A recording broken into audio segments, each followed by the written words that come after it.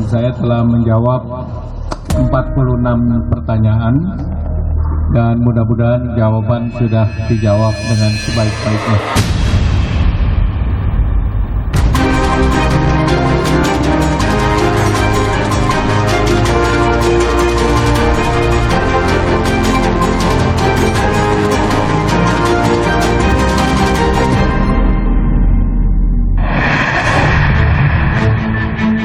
Menko Bidang Perekonomian Erlangga Hartarto diperiksa Kejaksaan Agung sebagai saksi kasus korupsi minyak goreng. Erlangga menambah deretan Menteri Kabinet Jokowi yang berurusan dengan pemeriksaan kasus korupsi. Bertubi-tubi terjerat kasus hukum, pimpinan Ponpes Al Zaitun Panji Gumilang malah balik melawan gugat Gubernur Jawa Barat dan MUI. 12 anggota sindikat internasional penjualan ginjal ditangkap. Miris, oknum polisi dan oknum imigrasi turut terlibat.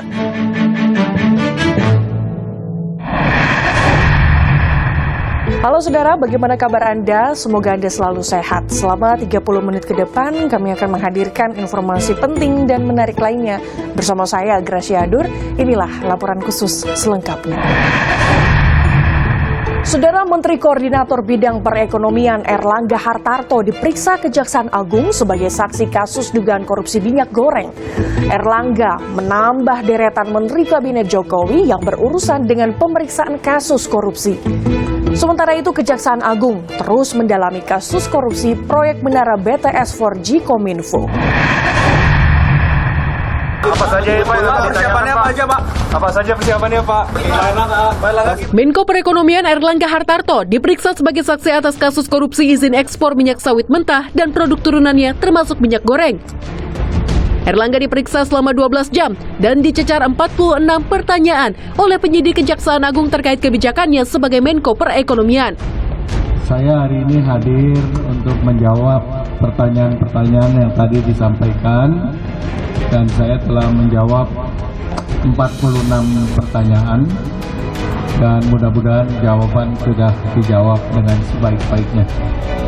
Hal-hal lain tentunya nanti penyidik yang akan menyampaikan atau menjelaskan. Terima kasih. Wassalamualaikum warahmatullahi wabarakatuh. Kejaksaan Agung memeriksa Erlangga sebagai saksi untuk 3 korporasi yang telah ditetapkan sebagai tersangka. Kami memandang perlu untuk memeriksa Bapak Erlangga dalam kapasitas beliau selaku Menteri Menko Perekonomian, khususnya terkait tugas dan tanggung jawab beliau dalam rangka mengatasi kelangkaan minyak goreng. Sebagaimana kita ketahui, dalam proses penanganannya ternyata belakangan kita ketahui telah menimbulkan kerugian keuangan negara. Sebelumnya, Mahkamah Agung sudah menetapkan putusan tetap atau inkrah vonis terhadap 5 orang terpidana, yakni Indra Sari Wisnuwardana, mantan Dirjen Perdagangan Luar Negeri Kemendak yang divonis hukuman 8 tahun penjara.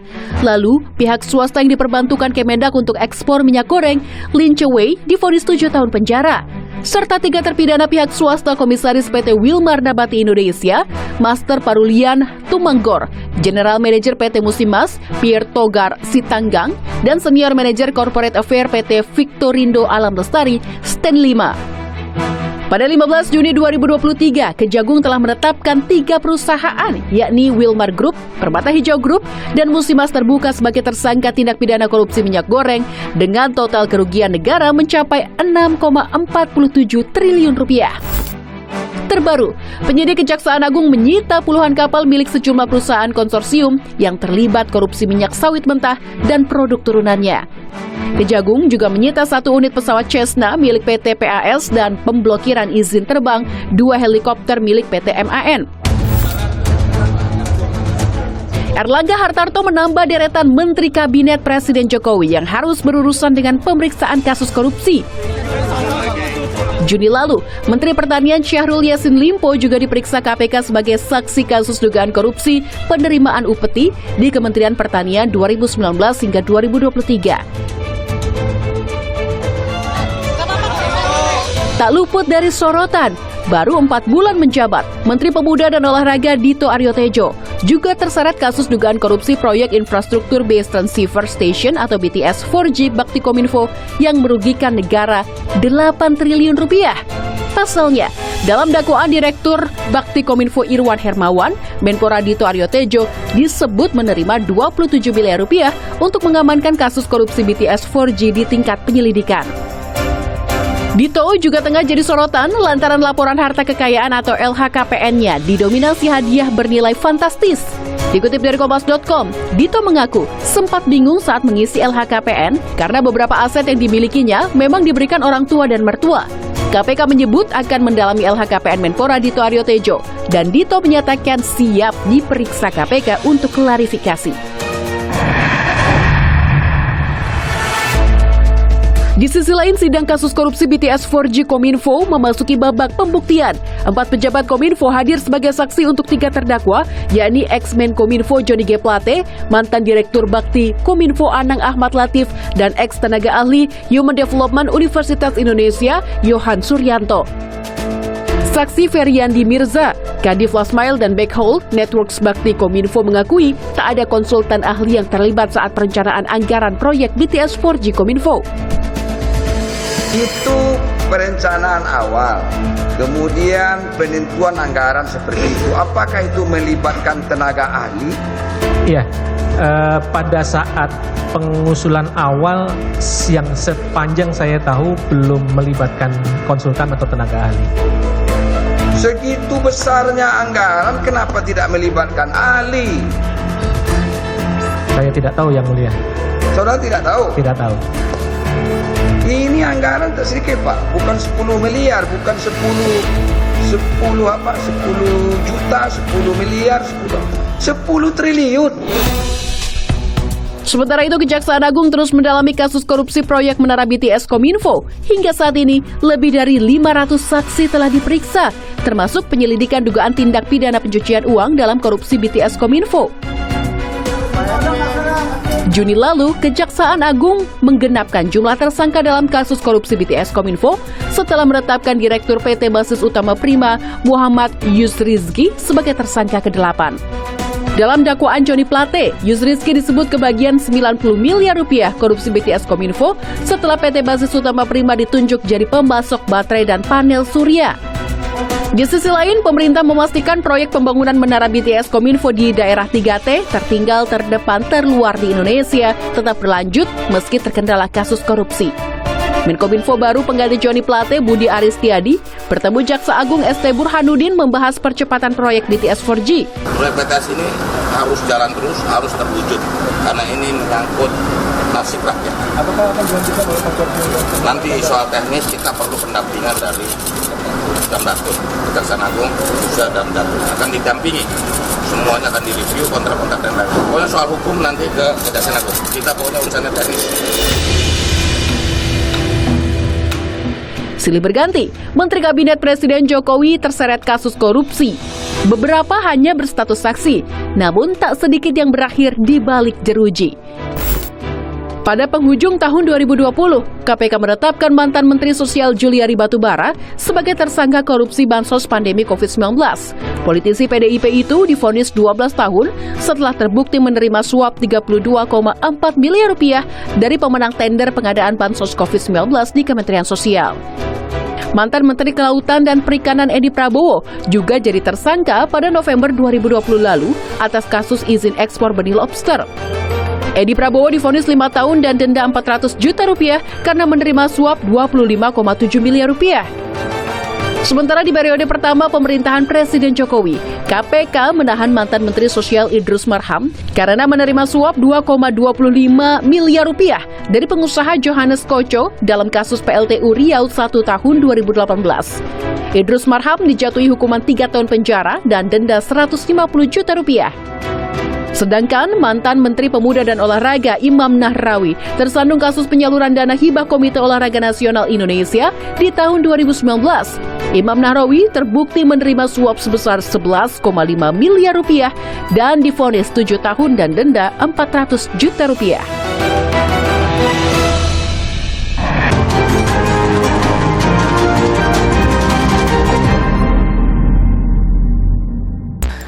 kasus dugaan penistaan agama yang menyeret pimpinan Pondok Pesantren Al Zaitun Panji Gumilang terus bergulir.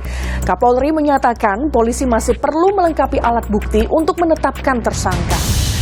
Bertubi-tubi terjerat kasus hukum, Panji Gumilang malah balik melawan, menggugat Gubernur Jawa Barat dan Majelis Ulama Indonesia atau MUI karena dinilai menyudutkan dirinya.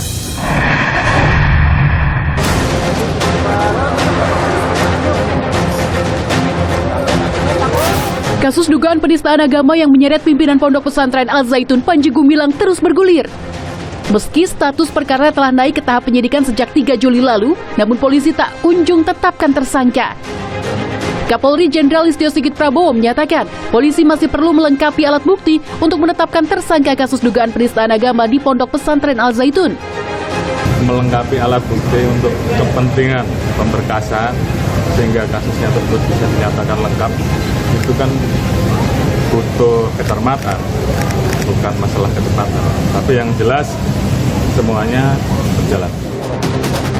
Sementara itu, Polri mengungkap temuan sejumlah tindak pidana lain yang diduga dilakukan Panji Gumilang. Hasil koordinasi dan analisa transaksi tersebut didapat dugaan penyalahgunaan yang berindikasi tindak pidana terkait yayasan, tindak pidana penggelapan, tindak pidana korupsi dana BOS, hingga tindak pidana terkait penyalahgunaan dalam pengelolaan zakat oleh saudara PG. 3 saksi yang mengetahui proses penyaluran dana telah diperiksa polisi. Penyidik Polri juga berkoordinasi dengan 3 pejabat Kementerian Agama dan instansi terkait dugaan penyalahgunaan dana BOS dan zakat. Panji Gumilang menggugat Gubernur Jawa Barat Ridwan Kamil ke Pengadilan Jawa Barat pekan lalu. Penasihat hukum Panji Gumilang, Hendra Effendi, mengatakan Ridwan Kamil telah menyudutkan kliennya. Apa yang disampaikan dalam beberapa kesempatan oleh Pak RK ini cenderung arahnya kepada memframing ya gugatannya dalam proses. Namun tentang gugatannya itu belum bisa kita sampaikan karena prosesnya belum selesai. Ridwan Kamil santai merespon gugatan Panji Gumilang. Ridwan Kamil menyebut pernyataannya terkait Panji Gumilang dan Ponpes Al Zaitun sudah sesuai prosedur. Tidak ada masalah dalam hidup, semua urusan ada konsekuensi hukum. Yang penting kita selalu berdasar pada asas dan aspek hukum. Sudah sering saya seperti itu. Seperti juga Pak Mahfud MD, kita jalani aja proses ini karena kepentingan masyarakat jauh lebih penting daripada kepentingan seorang apolog. Sebelumnya, Panji Gumilang juga menggugat Menteri Koordinator Politik Hukum dan Keamanan Mahfud MD ke Pengadilan Jakarta Pusat. Panji Gumilang menyebut Mahfud MD telah melawan hukum dengan melontarkan berbagai pernyataan di media terkait dirinya belakangan ini. Panji Gumilang menuntut Mahfud MD membayar ganti rugi sebesar 5 triliun rupiah. Namun, gugatan tersebut akhirnya dicabut oleh Panji Gumilang dengan alasan keduanya tergabung dalam satu organisasi Himpunan Mahasiswa Islam HMI. Gugatan Panji Gumilang ya itu masalah kecil lah, biar berjalan di pengadilan, ada hakim yang menilai. Kalau saya ditanya apakah saya siap untuk menghadapi gugatan itu, saya siap, tapi tidak perlu persiapan, ketemu aja di pengadilan, itu urusan sepele, sederhana. Hukum itu ada logikanya dan ada hakimnya. Sebab itu nanti kita ketemu di pengadilan aja. Saya juga belum baca dan tidak ingin baca apa isi gugatannya. Nanti aja kalau sudah kurang 10 menit itu nanti saya baca. Itu kan urusan enteng aja.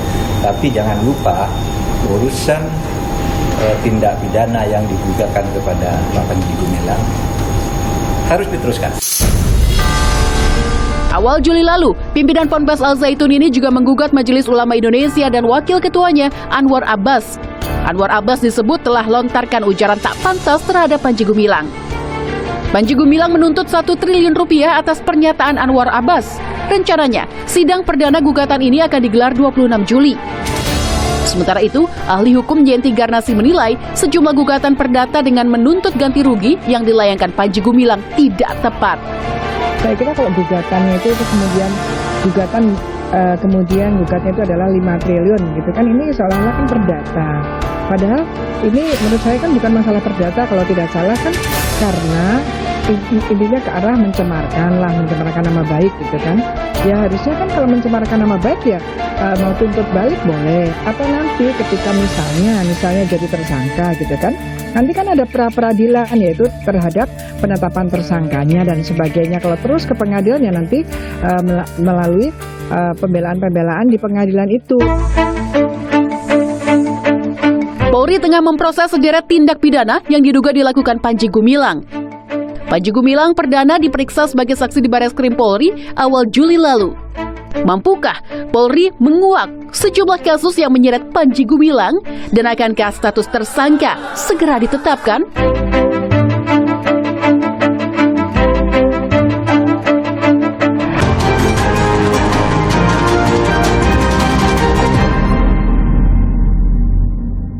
Saudara, 12 anggota Sindikat Internasional Penjualan Ginjal ditangkap. Polisi menyebut Sindikat Internasional Penjualan Ginjal telah beroperasi lama dan bukan satu-satunya di Indonesia. Mirisnya, oknum polisi dan oknum imigrasi turut terlibat kasus jual beli ginjal di Kamboja itu.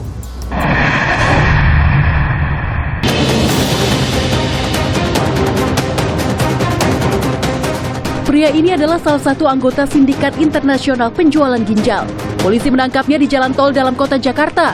Pelaku bernama Ramdhani berperan sebagai perekrut korban yang akan diberangkatkan ke Kamboja. Sejauh ini, polisi telah menangkap 12 pelaku, diantaranya koordinator penjualan ginjal, mantan pendonor, oknum polisi berinisial Aibda M, dan oknum imigrasi berinisial AH.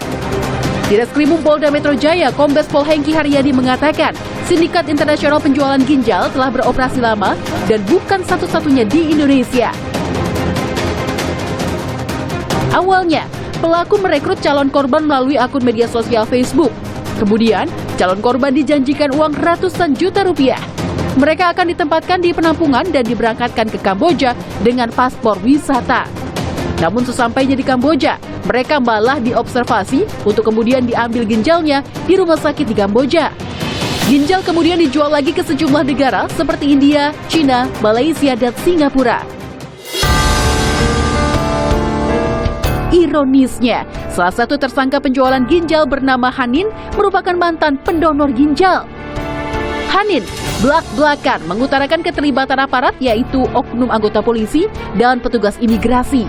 Mereka membantu merintangi penyidikan sejak markas sindikat ini terungkap di Kabupaten Bekasi, Jawa Barat, Juni 2023. Dia mencari bantuan dikenalkan oleh seorang supir Grab, bahwa ada seorang anggota kepolisian yang bisa membantu. Nah, fatalnya ini setelah dipertemukan, anggota Polri ini kemudian mengajari untuk membuang HP, mengganti kartu SIM, merusak HP, dan berpindah-pindah tempat yang pada intinya adalah menghindari kejaran petugas. Namun di sini akhirnya kita memang kesulitan, kita tidak bisa mendapatkan berapa data orang yang ke Kamboja saat ini. Lebih lanjut, Hanin mengatakan lembahnya sistem imigrasi menjadi celah memberangkatkan korban ke luar negeri. Untuk melancarkan pemberangkatan, jadi nggak ada pertanyaan apa-apa gitu pas anak-anak pas di loket migrasi itu nggak ada pertanyaan apa-apa, langsung lolos. Hanin juga mengungkap keterlibatan seorang wanita yang kerap dipanggil Miss Huang. Saya di penginapan, kemudian saya dipertemukan dengan yang namanya Miss Wan, koordinator yang di rumah sakitnya. Jadi Miss Wan ikut bantu penyambung lidah, menerjemah saya ke rumah sakit. Kalau saya kan otomatis dari Miss Wan kan. Nah, cuma Miss Wan ngomongnya gini, Mas, rumah sakit butuh anak-anak yang golongan darah ini kayak ini. Kalau bisa tolong carikan. Saya perintah langsung dari Miss Wan. Polisi kini tengah memburu Miss Huang terkait keterlibatan oknum polisi dalam sindikat jual beli organ. Kapolri Jenderal Listio Sigit Prabowo mengatakan akan menindak tegas. Bahwa selain ada sindikat, terus kemudian ada oknum Polri yang saat itu dimintain tolong oleh sindikat untuk minta perlindungan dengan harapan kasusnya dihentikan. Namun kan semua kita proses, jadi baik sindikatnya maupun oknum Polri-nya sendiri. Dari pengungkapan kasus ini, tercatat 122 warga negara Indonesia jadi korban sindikat penjualan organ ginjal di Kamboja. Kementerian Sosial mengungkap persoalan kemiskinan menjadi pemicunya. Utamanya memang karena permasalahan ekonomi dan ujung-ujungnya ya memang karena kemiskinan. Dari total tadi yang disampaikan, yang sudah kami eksekusi, kami lakukan penanganan di balai maupun sentra kami yang ada di seluruh Indonesia. Informasi tadi sekaligus menutup perjumpaan kita. Tetap pantau terus informasi pemilu 2024 hanya di Kompas TV Independen Terpercaya. Saya Gracia Adur, pamit undur diri. Sampai jumpa.